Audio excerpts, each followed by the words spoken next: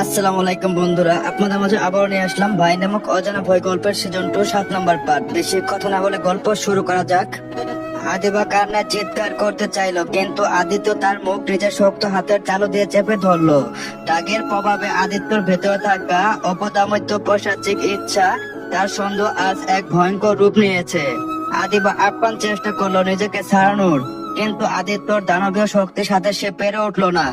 আদিত্য আদিবার লাল শাড়ি আঁচল ছিঁড়ে তার হাত দুটো বেঁধে ফেললো। তার চোখ দিয়ে তখন যেন আগুনের লাভা ঝরছে। সে আদিবার কানের কাছে গিয়ে ফিস ফিস করে বলল, আজ থেকে তুই শুধু আমার। আজ তোর এই পবিত্রতার দেয়াল আমি নিজের হাতে ভেঙে দিব। এখন আর তুই আমাকে ছেড়ে কারো কাছে যেতে পারবি না। আজ রাতে তুই বুঝবি আদিত্য চৌধুরী যাকে ভালোবাসে তাকে কিভাবে নিজের করে রাখে।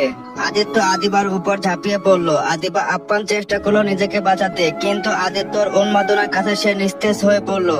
রাগের ঘোরে আদিত্য হিতাহিত জ্ঞান হারিয়ে আদিবার উপর তার সমস্ত রাগ আর নিষিদ্ধ অধিকার উপড়ে গেল। আদিবার কান্না রাতের নিস্তব্ধতা কেঁপে উঠলো, কিন্তু সে জরাজীর্ণ ঘরের দেয়ালে লেগে সব চিৎকার ফিরে আসতে লাগলো।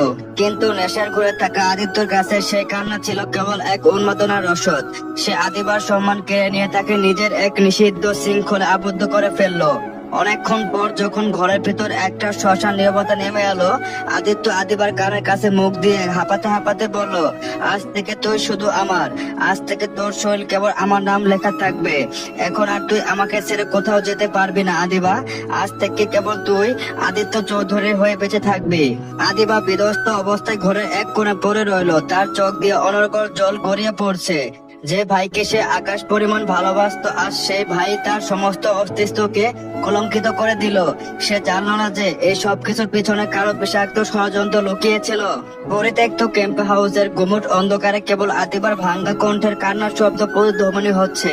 আদিত্য আদিবার উপর থেকে সরে যেতে আদিবা এক বুক যন্ত্রণা আর অপমানের বোঝা নিয়ে দ্রুত উঠে দাঁড়ালো।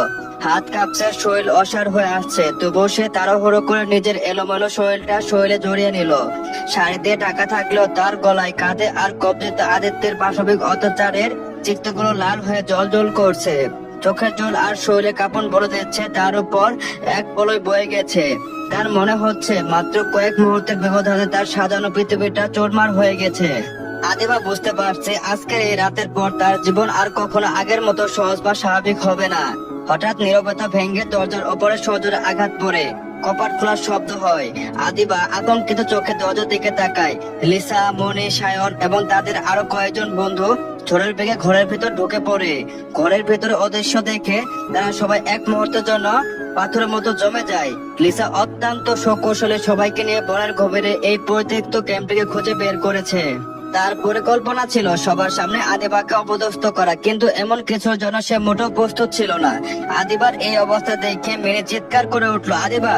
সে দ্রুত দৌড়ে গিয়ে আদিবাকে শক্ত করে জড়িয়ে ধরলো। মেনির স্পর্শে আদিবার কান্নার বেগ আরো বেড়ে গেল। তবে আদিবা যেহেতু দ্রুত নিজেকে গুছিয়ে নিয়েছিল, তাই লিসা বা অন্য বন্ধুরা ভাবলো আদিত্য হয়তো আদিবার সম্মান কেড়ে নেওয়ার চেষ্টা করছিল। কিন্তু তার ঠিক সময় চলে আসায় তা সফল হয়নি। অথচ আদিবার পবিত্রতা সে দেয়াল আদিত্য ইতিমধ্যে ভেঙে চুরমার করে দিয়েছে। সেই জঘন্য সত্যটা আদিবা ছাড়া আর কেউ জানলো না। মিনি দ্রুত আদিবাকে মেঝে থেকে তুলে নিজের বুকের সঙ্গে জড়িয়ে ধরলো। আদিবা অবস্থা দেখে মিনি নিজের চোখ দিয়ে জল পড়তে থাকে। আদিবা কোনো কথা বলতে পারে না, শুধু মিনির কাঁধে মাথা রেখে ফুপিয়ে কাঁদতে লাগলো। তার শরীর বরফের মতো ঠান্ডা হয়ে গেছে, সে অনবরত কাঁপছে। অন্যদিকে সায়ন এবং বাকি বন্ধুরা রাগে ফেটে পড়ে। তারা আদর্শ অবস্থা থাকা আদিত্যকে টেনে হেঁচড়ে দাঁড় করায়। সায়ন এবার নিজের মায়ের শোধ নেওয়ার সুযোগ পেয়েছে, তাই আদিত্যকে টেনে তুলে কয়েকটা খুশি দিয়ে আদিত্যের গলা চেপে ধরে বলে ওঠে, তুই একে নিজের বোন বলতিস না? তারপরেও এমন কাজটা কি করে করতে চাইলে? আমরা কি ঠিক সময় না আসলে তো মেয়েটার জীবনটা শেষ হয়ে যেত। তুই তো জানোয়ার চেয়ে অধম। কথাগুলো বলে সায়ন আর অন্যরা মিলে আদিত্যকে এরকম চ্যাংদুলা করে ঘর থেকে টেনে বাইরে বের করে নিয়ে গেল। কিন্তু আশ্চর্যের বিষয় হলো, সায়ন আদিত্যের গায়ে হাত তুললেও সে কোনো প্রতিবাদ করলো না। তবে তার চোখে মুখে কোনো অনুতাপের চিহ্ন নেই, বরং এক অসুস্থ তৃপ্তি আর অস্বাভাবিক শান্তি খেলা করছে, যেন সে কোনো এক অসাধ্য সাধন করেছে।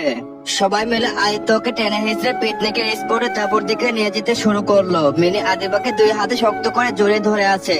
তার নিজের কণ্ঠস্বর ভয়ে কাঁপছে। সে আদিবার কানে কানে ফিস ফিস করে বলল, আদিবা, একদম চিন্তা করিস না, আমি তোর পাশে আছি। তুই এখন নিরাপদ। এখানে আমাদের বন্ধু সব আছে, সেই শিক্ষকরা আছেন। কেউ তোর আর কোনো ক্ষতি করতে পারবে না। আদিবা কোনো উত্তর দিতে পারলো না। মেনে অতি সাবধানে আদিবাকে নিয়ে তারপর দিকে এগোতে লাগলো। আদিবা পা টলছে, কান্নায় হিচকেতে তার বুকটা বারবার দুলে উঠছে। পিকনিকের স্পটে নিস্তব্ধতা ভেঙে এক হুলস্থল কাণ্ড শুরু হলো। সায়ন আর তার বন্ধুরা আদিত্যকে টেনে হেঁচড়ে নিয়ে এলো ক্যাম্পাসের মূল চত্বরে, যেখানে প্রিন্সিপাল মিস্টার রহমান এবং অন্যান্য শিক্ষকেরা আগুনের পাশে বসে আলোচনা করছিলেন। মিস্টার রহমান মানে আদিতের কলেজের প্রিন্সিপাল এবং লিসার বাবা, একজন অত্যন্ত নীতিবান মানুষ। ছাত্রদের এবং উত্তেজিত অবস্থা দেখে ভোকুচকে দাঁড়িয়ে পড়লেন। সায়ন আদিত্যকে ধাক্কা দিয়ে তার সামনে ফেলে দিল। মিস্টার রহমান এবার অবাক হয়ে এগিয়ে এসে বলল, কি ব্যাপার সায়ন, তোমরা আদিত্যকে এভাবে ধরে নিয়ে এসেছো কেন? কি হয়েছে? সায়ন তীব্র ক্ষোভ নিয়ে জবাব দিল, স্যার, আপনার আদরে আদিত্য আজ কি করেছে আপনি কল্পনা করতে পারবেন না। মিস্টার রহমান কিছুটা রাগে কণ্ঠে বললেন, সায়ন, সংযত হয়ে কথা বলো। কি হয়েছে পরিষ্কার করে বলো। আদিত্য কি করেছে? কেন স্যার, আপনি তো সবসময় বলেন আদি নাকি কলেজের অন্যতম মেধাবী, সবসময় ওর মেধার প্রশংসা করেন। ওর মতো ট্যালেন্ট নাকি সচরাচর পাওয়া যায় না। আজ আপনার সেই মেধাবী ছাত্র কি করেছে জানেন? নিজের বোনের শ্লীলতাহীনতা চেষ্টা করেছে। কথাটা শোনা মাত্র মিস্টার রহমান এবং উপস্থিত অন্যান্য শিক্ষকরা চমকে উঠলেন। চারিদিকে এক মুহূর্তের জন্য স্লান নীরবতা নেমে এলো। ঠিক তখনই মিনি আদিবাকে নিয়ে সেখানে পৌঁছালো। মিস্টার রহমান তার দিকে একবার তাকে গম্ভীর গলায় বললেন, অসম্ভব সায়ন, তুমি কি বলছো বুঝতে পারছো? আদিত্য এমন কিছু করতে পারে না। সায়ন এবার আরো এক ধাপ এগিয়ে গিয়ে জেদ নিয়ে বলল, স্যার, আপনি সবসময় আদির পক্ষ নেন বলে ও ধরাকে সরা জ্ঞান করে, কিন্তু আজ আমরা সবাই সাক্ষী। আমরা নিজের চোখে এই পরিত্যক্ত ঘুরে ওদের আপত্তিকর অবস্থায় দেখেছি। লিসা আর মেনু সেখানে ছিল। মুখ সামনে কথা বলো সায়ন, আদিত্য আর আদিবা ভাই বোন, এমন কথা মুখে আনলে তোমার লজ্জা করছে না? স্যার, আমাদের কথা বিশ্বাস না হলে আদিত্যকে জিজ্ঞাসা করুন। আমরা যদি সময় মতো না পৌঁছাতাম তাহলে অনেক বড় বিপদ ঘটে যেত। আদিবার কবজের দাগগুলো দেখুন স্যার। মিস্টার রহমান এবার আদিত্যের দিকে তাকালেন। আদিত্য তখন ডাকের ঘরে ঢুলছে, তার চোখ দুটো লাল, মাথা নিচু করে সে দাঁড়িয়ে আছে। ঠিক তখনই একজন শিক্ষিকা সায়নকে থামিয়ে দিয়ে ধীরে স্থির ভাবে বলল, সায়ন থামো, তুমি যা বলছো সেটা আমি অত্যন্ত গুরুতর অভিযোগ। শুধু তোমার কথায় আমরা সিদ্ধান্তে আসতে পারি না, আমাদের আদিবার সাথে কথা বলতে হবে। ও নিজে কি বলে সেটা জানা জরুরি। বলে তিনি আদিবার দিকে তাকালেন। মেরি তখন আদিবাকে ধরে একটু দূরে দাঁড়িয়ে ছিল। আদিবার বেদস্ত চেহারা, ফোলা চোখ আর গায়ের উপর অগোছালো চাদরটা দেখে সে শিউরে উঠলো। শিক্ষিকা তখন আদিবার দিকে এগোতে চাইলেন। ঠিক তখনই মেয়েটাকে বাধা দিয়ে তীব্র কণ্ঠে বলে উঠলো, না ম্যাম, দয়া করে এখন আদিবাকে কোনো প্রশ্ন করবেন না। ও এখন কথা বলার মতো মানসিক অবস্থা নেই। আপনার বরং এখন বড় আব্বুকে মানে আহমেদ চৌধুরীকে খবর দিন। আমরা আর এক মুহূর্ত এখানে থাকতে চাই না, আমরা বাসা যেতে চাই। ভাই, কথা পরে হবে। মিনি অত্যন্ত বুদ্ধিমান একটা মেয়ে। সে চায় না যা ঘটেছে সেটা নিয়ে বাইরে কেউ কথা বলুক, তার পরিবার সবার সামনে ছোট হোক। তাই সে আদিবাকে প্রশ্ন করার সুযোগ দিল না। মিনির এই বলিষ্ঠ দাবি সবাইকে থামিয়ে দিল। মিস্টার রহমান এবার আদিত্যর দিকে তাকিয়ে ফিরলেন। তার কণ্ঠে এখন বজ্রকঠিন গাম্ভীর্য। আদিত্য, তুমি কি কিছু বলবে? তোমার বোনের এই অবস্থা, সবার সামনে এই গুরুতর অভিযোগ, তুমি পাথরের মতো দাঁড়িয়ে আছো কেন? ক্যাম্পে হাউসে ঠিক কি হয়েছিল? আদিত্য মিস্টার রহমানের চোখের দিকে তাকিয়ে শান্তভাবে তাকালো, কিন্তু একটি শব্দ উচ্চারণ করলো না।